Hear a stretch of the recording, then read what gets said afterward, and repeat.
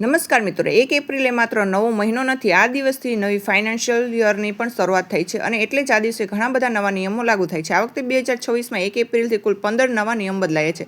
આ બધા નિયમો સરળ ભાષામાં સમજવા માટે આ વિડીયોના અંત સુધી જોજો. Number 1, train ticket cancellation. નવા નિયમો. ઘણા લોકો ટિકિટ બુક કરીને છેલ્લી ઘડી સુધી કેન્સલ ન કરે, જેથી સાચા મુસાફરો વેઇટિંગ લિસ્ટની મૂંઝવણમાં ન રહે. એ માટે આ નિયમ બદલાયો છે. 72 કલાક પહેલાં કેન્સલ કરો, ફક્ત નિર્ધારિત કેન્સલ ફી કપાશે. 72થી 24 કલાકની વચ્ચે 75% રકમ પાછી મળશે. 24થી 8 કલાકની વચ્ચે 50% રકમ પાછી મળશે. 8 કલાક કે ઓછા સમય પહેલાં ₹1 નહીં મળે. હવે ટિકિટ કોઈ પણ સ્ટેશન બૂથ પરથી કેન્સલ કરાવી શકાશે. જ્યાં લીધી ત્યાં જ જવાની જરૂર નથી. નિયમ 2, નવો ઇન્કમટેક્સ કાયદો. 1961માં આ ઇન્કમટેક્સ એક્ટની જગ્યાએ હવે સરળ અને સ્પષ્ટ નવો કાયદો છે. નિયમ ઘટાડી અડધા કરી દીધા. સૌથી મોટો ફેરફાર, એસેસમેન્ટ યર અને પ્રીવિયસ યરની મૂંઝવણ હવે નહીં. ફક્ત ટેક્સ યર, જે વર્ષની આવક છે એ ટેક્સ યર. સિમ્પલ. નિયમ નંબર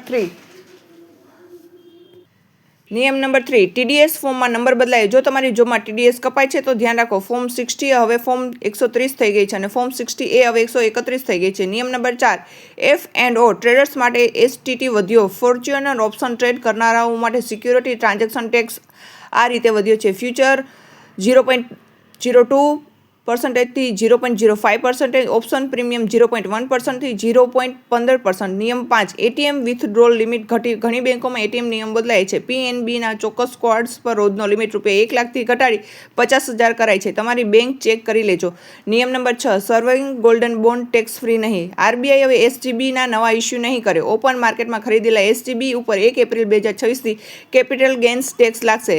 ટેક્સ ફ્રી નહીં હોય. નિયમ નંબર 7, પાન કાર્ડ અરજી માટે ડોક્યુમેન્ટ ફરજિયાત. હવે પાન કાર્ડ ખાલી આધાર નંબરથી નહીં મળે. સપોર્ટિંગ ડોક્યુમેન્ટ જોઈશે. Birth certificate, school leaving certificate, 10th marksheet, voter ID, passport, driving licence અથવા મેજિસ્ટ્રેટ સાઇન એફિડેવિટ. ઉપરાંત ફોર્મ 93, 94, 95, 96 અલગ અરજદારો માટે અલગ ફોર્મ. નિયમ 8, ટેક્સ નોટિસ અપીલ દરમિયાન વ્યાજ નહીં. ટેક્સ નોટિસ માટે અપીલ ચાલુ હોય ત્યાં સુધી પેનલ્ટી ઉપર ઇન્ટરેસ્ટ નહીં ચડે. આ બજેટ 25 અને 26ની ઘોષણા 1 એપ્રિલથી અમલ. નિયમ નંબર 9, આઈટીઆર ફાઇલિંગ ડેડલાઇન બદલાઈ. નોન ઓડિટન ટેક્સ પેયર માટે આઈટીઆર 3 અને આઈટીઆર 4ની ડેડલાઇન હવે 31 ઓગસ્ટ કરાઈ છે.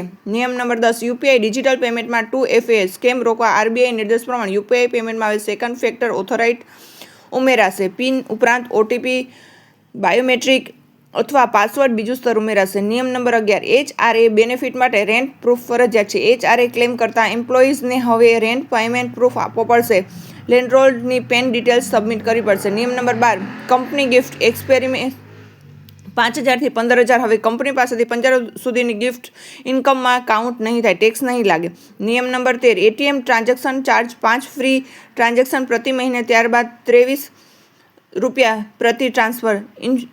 Insurance balance ₹25 charge. નિયમ નંબર 14, એલપીજી ભાવ 1 એપ્રિલ 2026ના રોજ ડોમેસ્ટિક એલપીજી ભાવ પર જાહેર થયો. અમારા ઇન્સ્ટાગ્રામ પ્રોફાઇલ ઉપર અપડેટ ચેક કરજો. નિયમ નંબર 15, flight seat section free. Ministry in civil એવિએશનના નવા નિયમ 60% સીટ ફ્રી ઓફ કોસ્ટ ઉપલબ્ધ કરાવી ફરજિયાત છે. સેમ પીએનઆર ધરાવનાર સાથે સીટ આપવામાં એરલાઇન પ્રોપર્લિટી.